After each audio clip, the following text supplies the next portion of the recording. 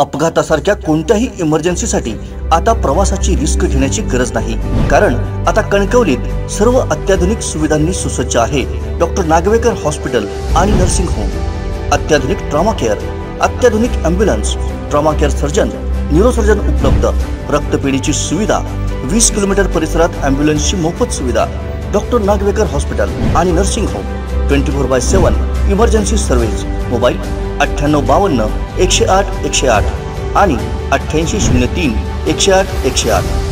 देशातील अनेक भागात तापमानाचा पारा वाढलाय। पुढील 3 दिवसात वायव्य भागात कमाल तापमानात सामान्यपेक्षा 3 ते 6 अंश सेल्सिअसनं वाढण्याची शक्यता आहे।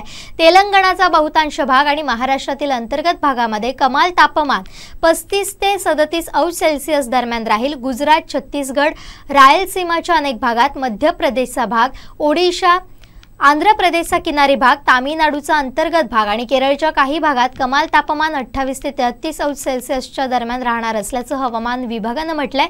गहू उत्पादक राज्यात तापमानात सामान्यपेक्षा 3 ते 5 अंश सेल्सिअसनं वाढ झाली आहे। याचा फटका गहू पिकाला बसण्याची शक्यता आहे। या पार्श्वभूमीवर भारतीय हवामान विभागाने नुकतीच शेतकऱ्यांना एक ॲडव्हायझरी जारी करत त्या अचानक वाढलेल्या तापमानाच्या परिणामाबद्दल सावध केलंय।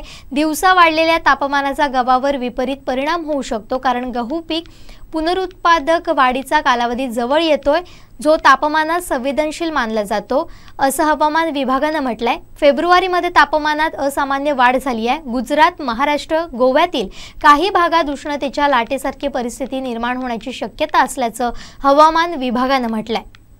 कोकणातल्या ताज्या घडामोडी आणि लाईव्ह अपडेट्ससाठी फॉलो करा कोकणचं नंबर 1 महा चॅनल कोकण 7 लाईव्हचं फेसबुक पेज।